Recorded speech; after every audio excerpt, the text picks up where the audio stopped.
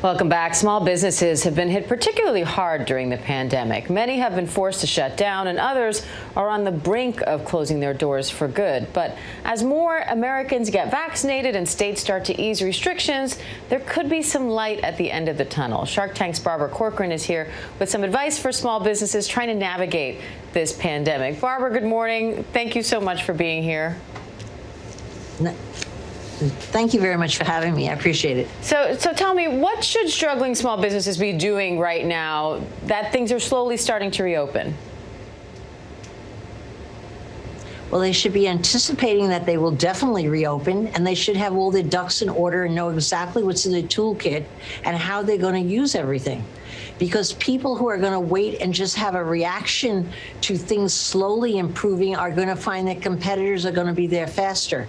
So part of the rhyme and reason of our Business Unusual webinar series, sponsored by AT&T Business, is to well equip these entrepreneurs who are exhausted from the last year of struggle and make sure that they see what's happening right now and they get ready for it. Now, we've seen a lot of temporary changes, obviously, with the pandemic, but how do you think it's changed the way businesses, and especially small businesses, function long term?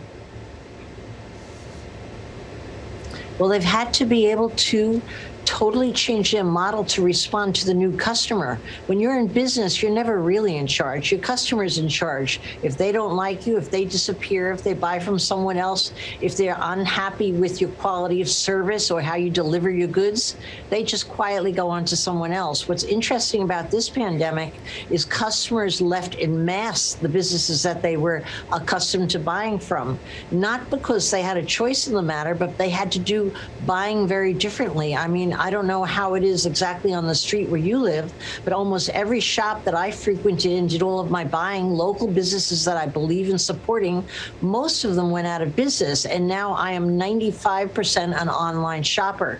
It's not about the store changing so much. It's the store needing to change to the reaction of the actual customer, which means taking their business from brick and mortar totally to online, where most of their sales are going to be won. And that's why I think this seminar, again, is so useful, because most small businesses have not made that change. And if they wait another 3 months to wake up to the fact that they need the new technology to do business, to compete with the competitors who already are onto it, they're not going to be around to be in business. And so AT&T, of course, is a trusted technology advisor, and they should just be recommending and only recommend those technology changes needed. Yet so many businesses are buying everything, and it's crazy. They don't have the money and they don't have the wherewithal. So we hope to really guide people in those resources in every way that we can. Yeah, it's so hard to navigate that space. But as things start to reopen, though, is this a good time to start a business? Oh, it's the best time. And let me tell you why. Every time I had a bad market, raising my own business, 4 different reasons why our market basically dropped dead, I didn't think I could hold on till the following week. And yet it was at the darkest hour that things switched, almost like you're imagining it. And when it switched, half my competitors were gone.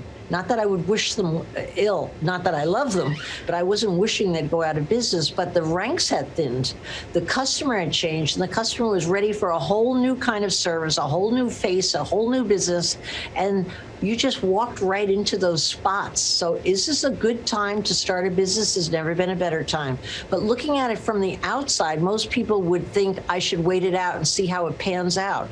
Well, when you wait it out and see how it pans out, the large rivals in your business, the ones you're going to have to learn to compete with, are out of the barn spending their money, and they have a lot of muscle to spend. And you can grow your business quickly, but now you have that short window of opportunity of 6 to 8 months when you could come out of the gate roaring and have far less competition, and nobody's spending their money to compete with you quite yet.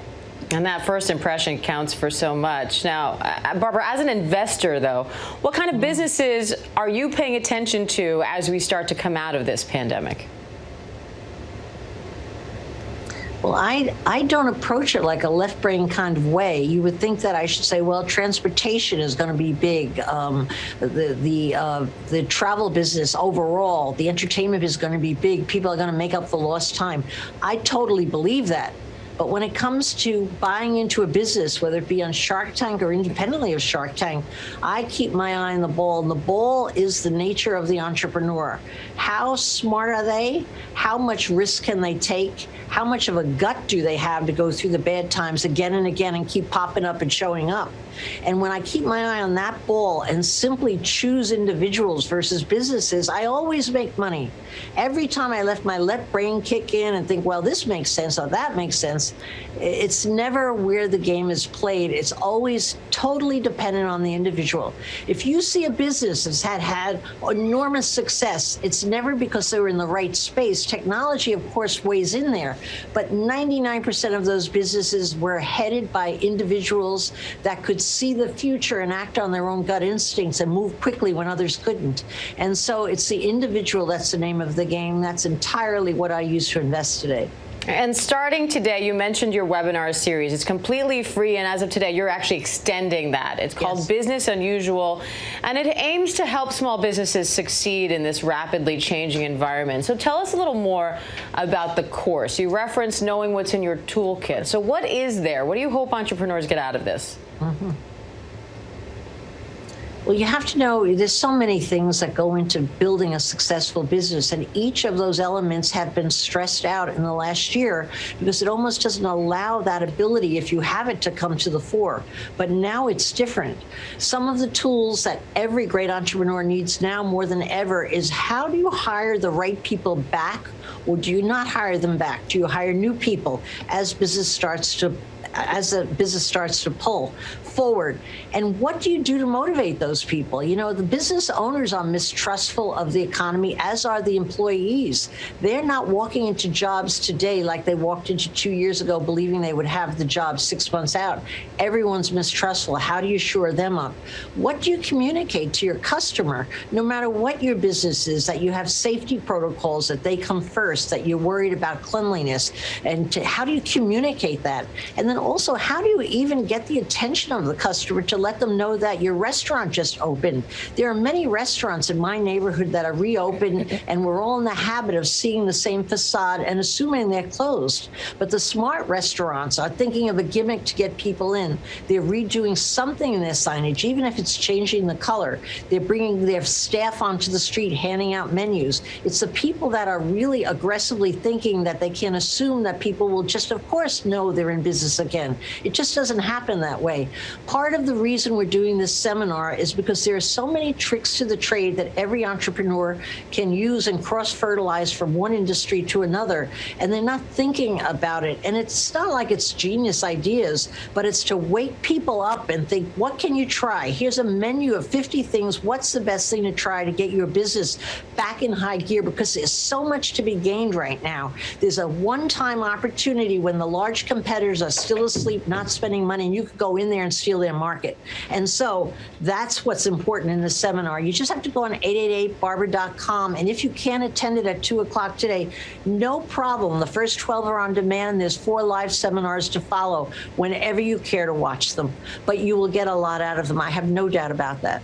Barbara, I love your optimism after a year of hearing so much pessimism. We're so great to have you on. Thank you. My pleasure. Nice to spend the time with you, really. Likewise. Hi, everyone. George Stephanopoulos here. Thanks for checking out the ABC News YouTube channel. If you'd like to get more videos, show highlights, and watch live event coverage, click on the right over here to subscribe to our channel. And don't forget to download the ABC News app for breaking news alerts. Thanks for watching.